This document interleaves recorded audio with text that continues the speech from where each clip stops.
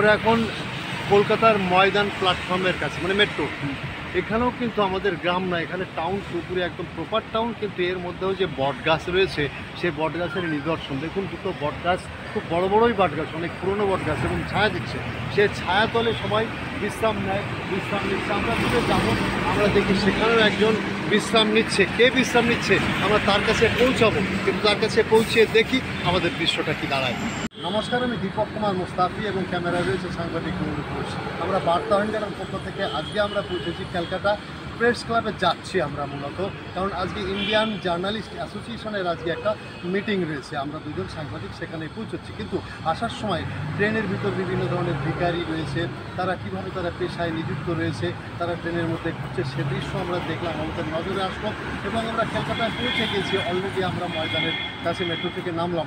এখানেও বট গাছ রয়েছে, সেই বটের ছায়াতলে একজন ভিখারি, তিনিও এখানে শুয়ে আরাম যাপন করছেন এই দুপুর গরমের মধ্যে। সে দৃশ্য আমরা দেখলাম। সেই দৃশ্য দেখতে দেখতে আমরা পৌঁছে যাচ্ছি এখন প্রেস ক্লাবে। সম্পূর্ণ দুটো বিষয় হলো, এর মধ্যে কিছু শিক্ষণীয় বিষয় আছে, কিন্তু আমরা সেগুলো তুলে ধরার চেষ্টা করব। আমরা যাচ্ছি আমরা।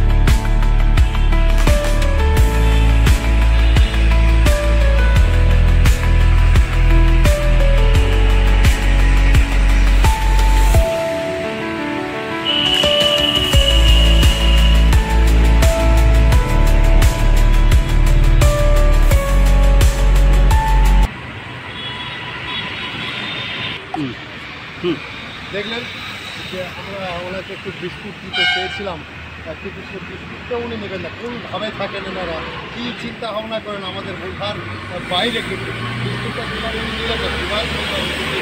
জিজ্ঞেস করলেন, কিছু করার নেই আমাদের, আমরা দেখি সামনে। এই সুন্দর কলকাতায় এক ব্যক্তি, অসহায় ব্যক্তি অবশ্য, বৃদ্ধা, আশা করি সকাল তখন 10টা বাজে, খাবারের আশায় এখানে অনেক জঞ্জালের সাথে খাবারও ফেলা হয়েছে দেখলাম। সেই খাবারের সন্ধানে হয়তো আমার ধারণা সেই পাঁচিল চোখকে সেই জায়গায় যাওয়ার চেষ্টা করছে, তাই আমরা দেখালাম।